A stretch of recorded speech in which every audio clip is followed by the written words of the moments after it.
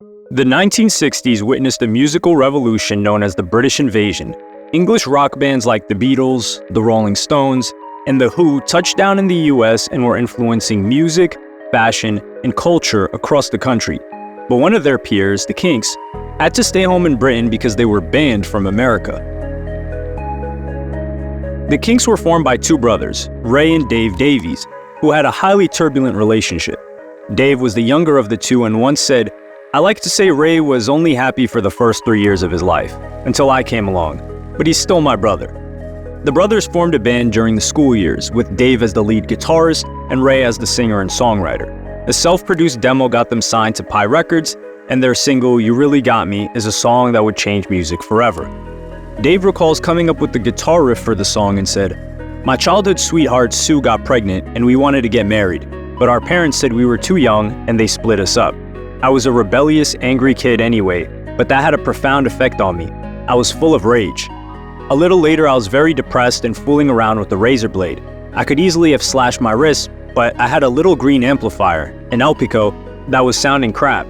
I thought, I'll teach it, and slashed the speaker cone. It changed the sound of my guitar.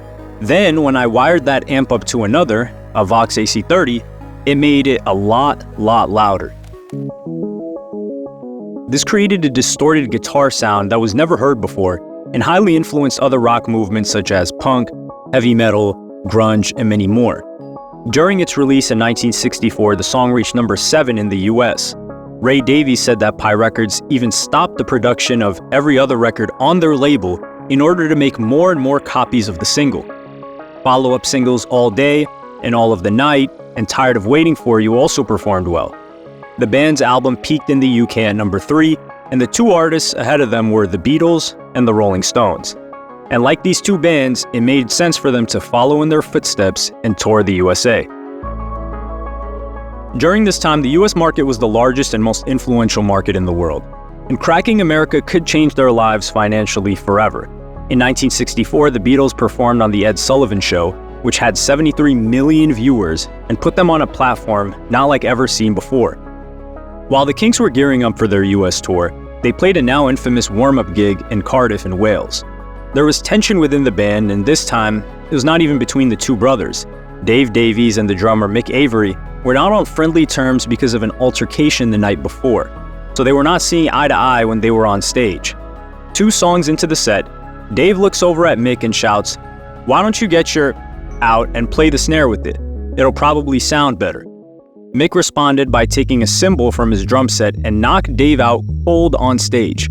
Dave started bleeding and went unconscious, and Mick's response was to basically flee the scene. Ray started panicking and realized that his brother might be dead, but thankfully Dave recovered, and later on the police caught Mick and wanted to charge him with attempted murder. Ray Davies has since said, "Yeah, the police wanted to do Mick for attempted murder."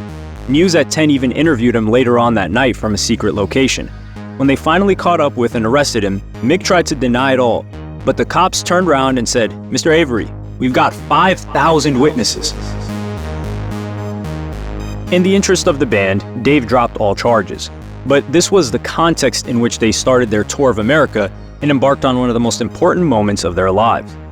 At the same time, Ray and his wife had just had a baby, but this tour needed to happen as soon as possible, and they needed to strike while the iron was hot.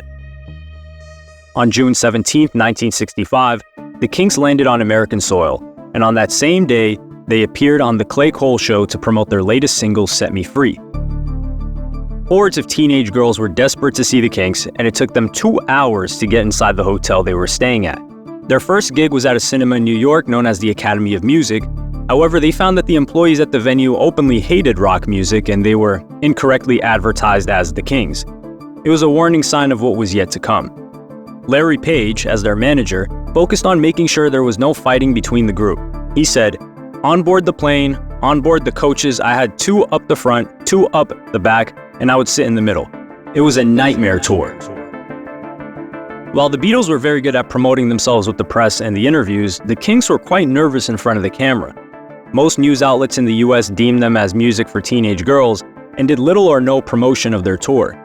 The lack of promotion hit hard on the ticket sales, to the extent that the promoter Betty Kay canceled their gig in Stockton, California. She didn't take the decision lightly, as she was set to lose $3,500 from this cancellation, which would be around $33,000 today. Added to this issue was the absence of their manager. While he was in the US, Larry Page was also trying to promote other bands and was dead set on becoming the English representative for Sonny and Cher. So for a lot of the time, their manager was simply not around and delegated tasks to the road manager. The lack of sales resulted in a lack of cash flow for Betty Kay, so she was unable to pay the Kinks up front for the next few concerts, which caused even further tension. This led to a breaking point when they arrived in Reno, Nevada. Kay offered them half of the money they were owed and said she would pay the other half when they were in Sacramento. In response for being paid half, the Kinks played 20 minutes of the 40-minute concert they were scheduled to play.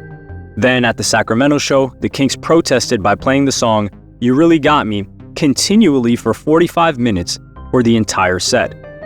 The Kinks then backed out of a performance in San Francisco, which caused Kay to produce a formal complaint to the American Federation of Musicians. The institution had the power to revoke work permits for overseas musicians in the USA. The band also refused to play at the Hollywood Bowl.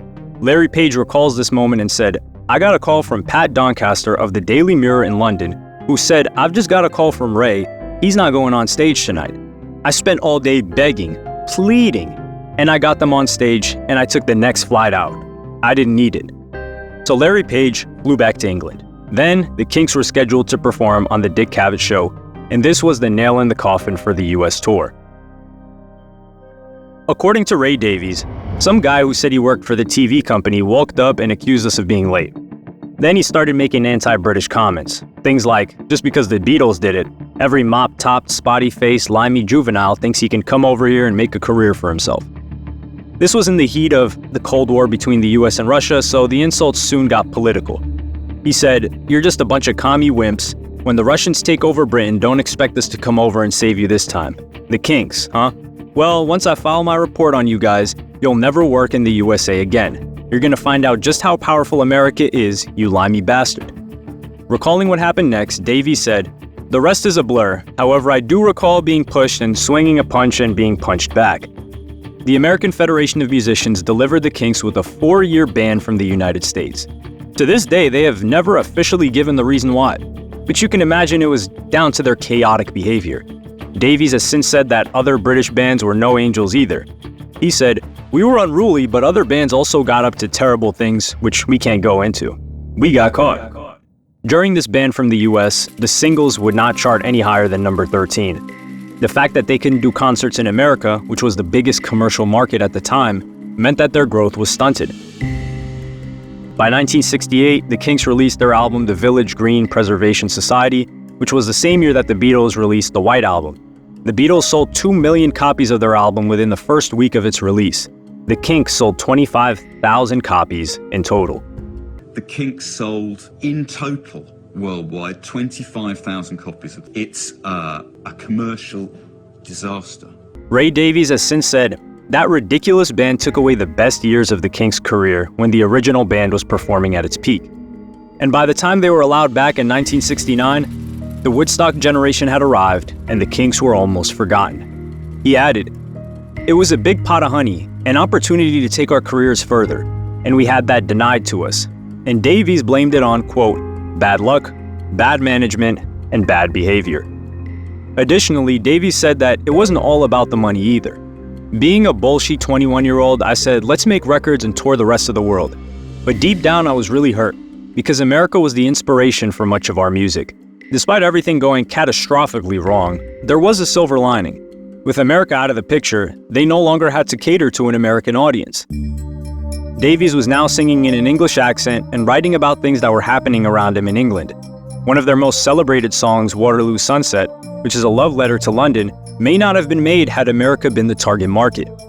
According to Davies, because we couldn't tour America, there was nothing to do but come back home and write songs about Englishness. We had the Village Green Preservation Society, Waterloo Sunset, Sunny Afternoon, Dead End Street. They were heard in America, but they weren't really such big hits. It allowed me to get to grips with my craft. Maybe I would have made different records if I hadn't been sidelined. Actually, that probably would have been the case." He added, "After the ban, I withdrew into my Englishness, where I'm from. so maybe the Americans did us a big favor. The Kinks would reclaim some of their lost momentum in 1970 with their hit single Lola, which also did well in the US, and they would go on to make music even as far as into the 90s.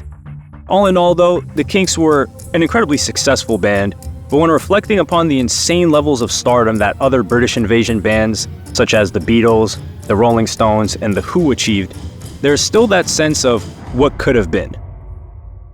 Make sure to subscribe for more.